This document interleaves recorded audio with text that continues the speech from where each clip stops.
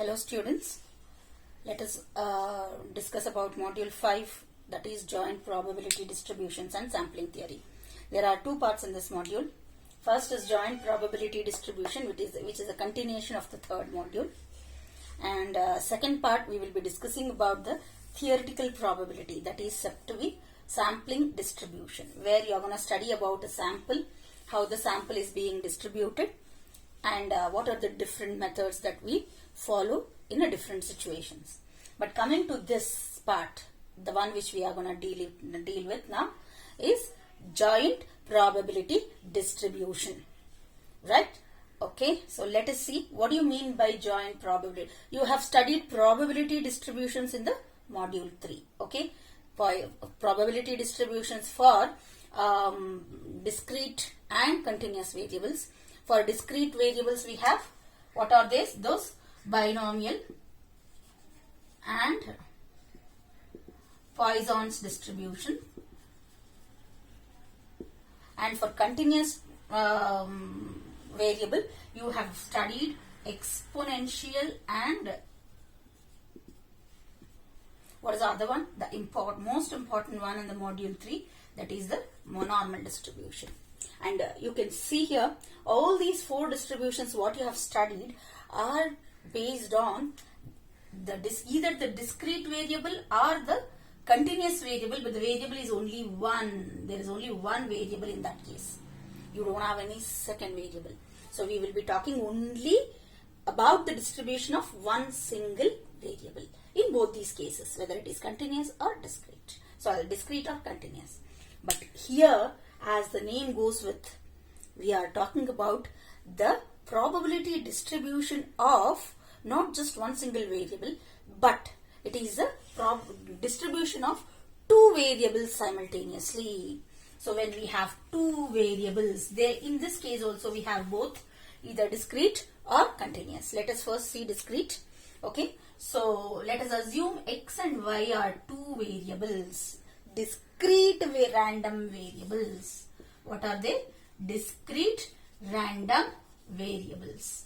So if we have two of these discrete random variables, then the probability distribution of both these variables put together, they are not separate, I'll tell you this, they are together, is said to be our joint probability distribution. Understood? So let us see how we are going to have the overview of the joint probability distribution for general case. Okay, so as I told you, we are assuming here two of the variables x and y. These two are discrete, first thing, and they are random variables, so discrete random variables. And then the joint probability distribution or the joint probability function, what you can call JPD, JPF, whatever, of x and y is given by P of, earlier we used to have only x, here we have P of x equal to x, comma, y equal to y. Both the variables come to the picture and it is considered as a function. F of x, comma, y, here small x and small y are belonging to the variables x and y respectively. Okay, then here this function f of x comma y is a function of two variables x and y, and this function is a probability function. As you know, the minimum condition for any function to be a probability function is each and every value should be greater than or equals to 0, first thing. And of course, the total probability, here I will have to take summation because it's discrete. So the total probability is supposed to be always equal to 1. Those are the two basic conditions for any probability function. Whether it is a single variable function or a double variable function or a discrete function or a continuous function. Whatever, discrete variable function or continuous variable function, whatever it is. So we have these two conditions compulsorily that are supposed to be followed for a probability function. Okay, so here I have a summation, double summation. Can you guess why I have given double summation here? because I have two variables and I need to take double summation, first one over the first variable x and second one over the second variable y. Got it? So this is the definition of our joint probability function given by f of x comma y. So f of x comma y is said to be a joint probability function only if every value of f of x comma y is greater than or equal to 0, and also the total probability, that is the double summation over x and y of this function, is always equal to 1. Understood? Now let us see how the joint probability distribution table of x and y look like. So let me draw the table, the general one. So joint probability distribution table of the discrete variables x and y. Okay, let us see how does it look like. Alright, so first we have two variables here.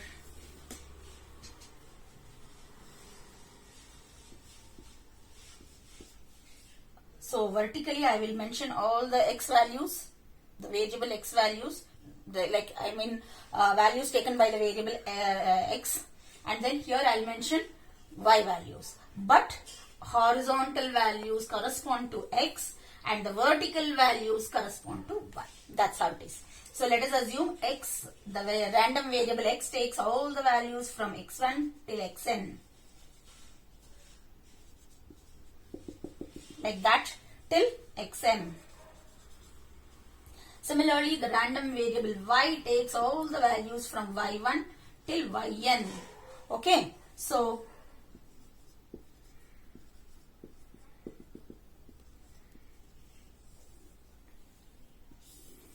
like this. Okay, and we have sums here on both the horizontal sum and the vertical sum. So you can see here x1 versus y1 is supposed to be f11. I told you here our function is f of x comma y, where first variable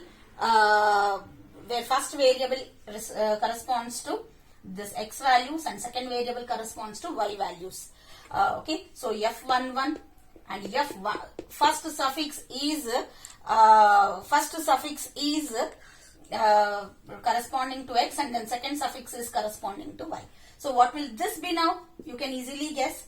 Horizontally first one comes for x and second one comes from y. Okay, f12, f13, f14, so and so on. It's going to become f1n, and here it is f21. X is 2 and y is 1.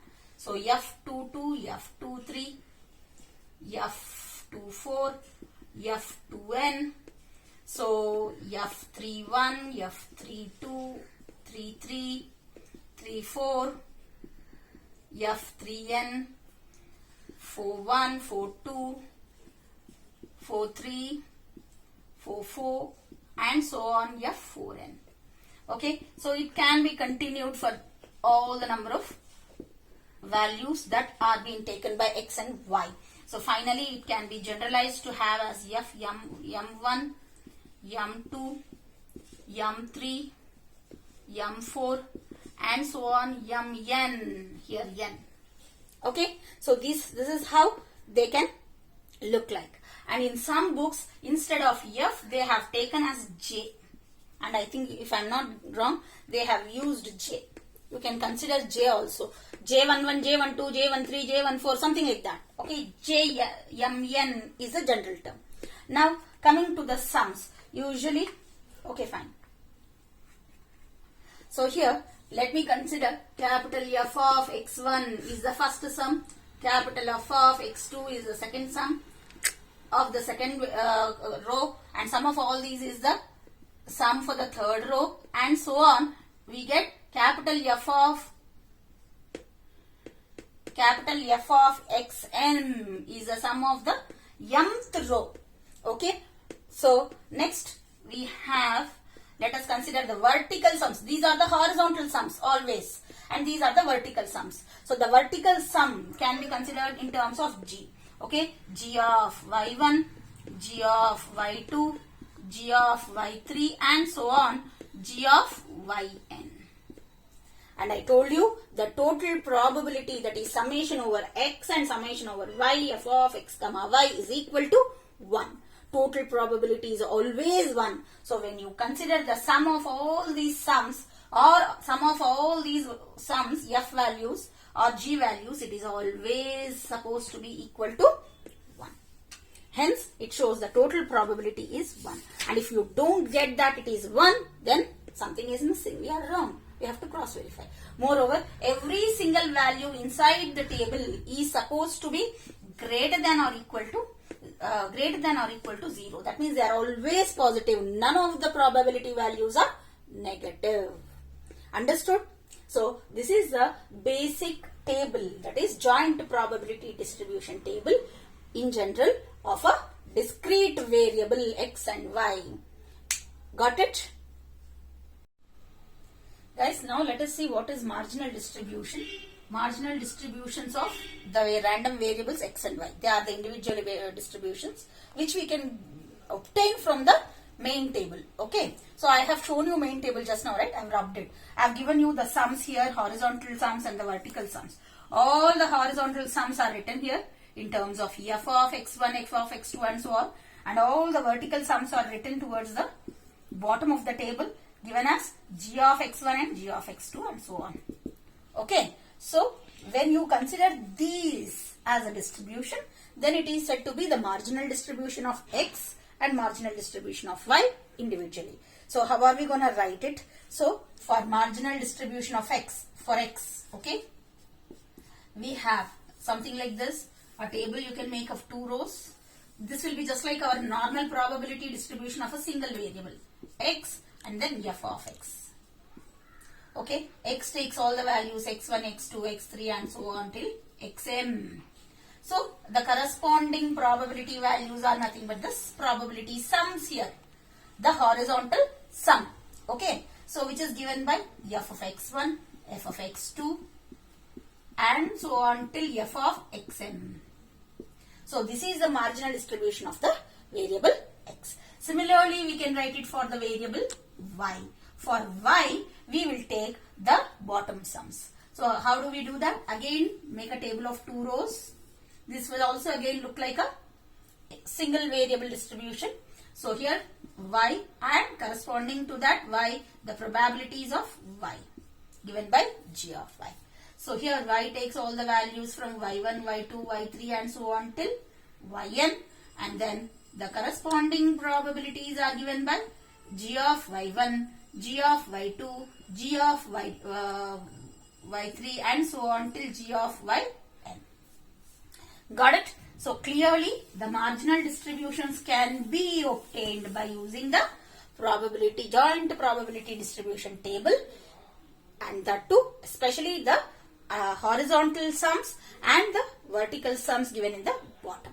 Understood? So this is marginal distribution. Next let us see independent random variables. Okay, so when can we call the random variables independent? This is what very important. So let us assume here, let me write independent random variables. Okay, so when are we going to call it independent random variables? Let us see. Let us assume the 2 variables x and y, discrete of course, and these 2 x and y are said to be independent. These can be called independent random variables only if the probability of both is equal to the product of the individual probabilities, which can be given as p of x equal to x comma y equal to y. This is nothing but the joint probability distribution. Okay, you can consider a particular function on this as a joint probability distribution function. Okay, the joint probability here of the variables should be equal to the probability of the individual variables, product of the probabilities of the individual variables here. So p of x into p of y, that's how it is. P of xy is equal to p of x into p of y. Okay, if we consider the table, if you take f of ij should be equal to This is the middle values of the table.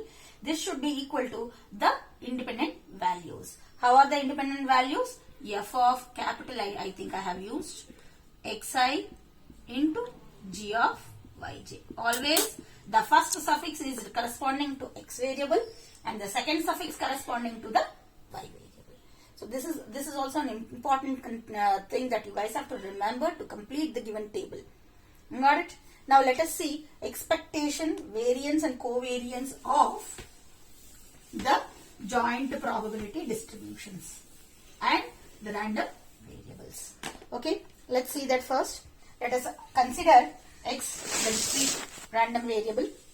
Now the expectation of x, it's just like the expectations of the single variables. What we do, what we have done in the module 3, where the single variable probability distributions are considered. So expectation of x is given by E of x, which can also be considered as mu of x, that is nothing but the mean of the variable. And then what is the formula that we used over there? Here also we use similarly. So this is equal to summation xi into f of xi.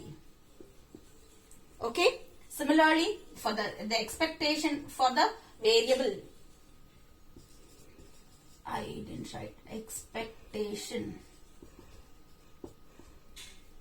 of x and here of y is given by E of y, expected value, that's what you call it. Okay, so E of y is equal to mu of y, which is again given by summation yj into g of yj. Okay, you have to correspondingly multiply the vertical values with the sum and then consider the expectation. Got it? We will do a problem wherein you will understand clearly. Alright, that is about the expectation. Next, what is the variance of the variable x, and of course the expectation of both the variables also we should consider here, right? That is expectation of xy, which is the joint probability here. Okay, expectation of xy, ey, is given by summation xi yi into f of xij, xi yj into f of fij, that is the table values. These are inside the table values. These are the vertical and the horizontal individual values of x and y. You have to multiply each and every of them in that combination and then consider the total sum over I and j, both the suffixes. Got it? So this is going to give you the expectation of both x and y. Next, let us see what is the variance of x and y. This is again just like a single variable, variance of x. How is the variance of x given by, guys? Hope you guys remember from the third module. Variance of x is given by V of x is equal to E of x minus mu the whole square. This is the basic formula for the variance. This is the basic formula for the variance, and you can also use the parallel formula which can be considered by the summation I equal to 1 to m xi minus mu the whole square. This is an alternative formula, f of xi. I think I have used a capital letter. Let me use the same. Going ahead, you can use whatever you want. Alright. Anyways, this is called the variance of the variable x. Parallelly, variance of y is given by V of y is equal to E of y minus mu the whole square. V of y is equal to y minus mu the whole square. Got it? So, similarly, you can write this parallel formula also. This is the variance of x, y and xy.